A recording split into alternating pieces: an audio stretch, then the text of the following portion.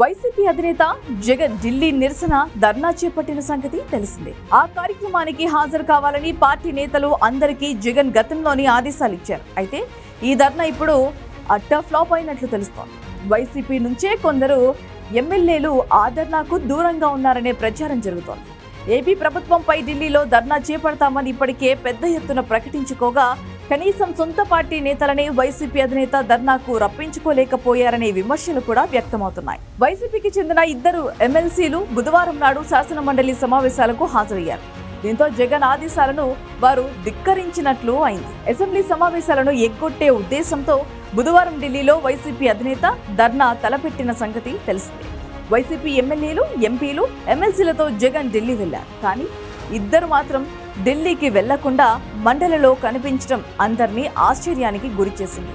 తమ ఎమ్మెల్యేలు, ఎమ్మెల్సీలు బుధవారాల్లో అసెంబ్లీ సమావేశాలకు హాజరు కాబోరని జగన్మోహన్ రెడ్డి ముందే ప్రకటించారు. కానీ ఎమ్మెల్సీలు మాధవరావు, రవీంద్రలు మాత్రం ఢిల్లీ ధర్నాకు డుమ్మా కొట్టేశారు.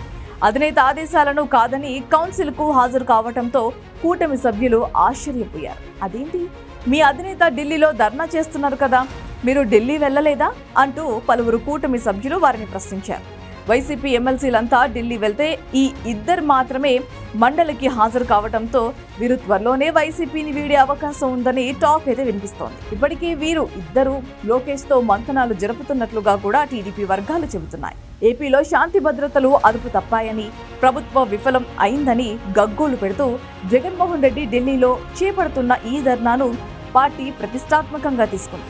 ఈ ధర్నాను విజయవంతం చేయాలని పట్టుదలతో ఉంది. అందుకే పార్టీ ప్రతినిధులను అంతా ఢిల్లీకి రావాలని కొద్ది రోజుల క్రితమే ఆదేశించింది. ఒకవేళ ఢిల్లీలో ఆ కార్యక్రమం సక్సెస్ కాకపోతే జాతీయంగా పరువు పోతుందనే ఉద్దేశంతో వైసీపీ ఆ ధర్నాను ప్రతిష్టాత్మకంగా తీసుకుంది. దీంతో ఓడిపోయిన ఎమ్మెల్యేలు, ఎంపీలు సహా ద్వితీయ శ్రేణి నాయకత్వాన్ని ఢిల్లీ రావాలని ఆదేశించింది. అయితే తాజాగా ఎమ్మెల్సీలు తూమాటి మాధవరావు, రవీంద్ర మాత్రం మంగళవారం మండలికి హాజరు కావడం చర్చానీయాంశమైంది.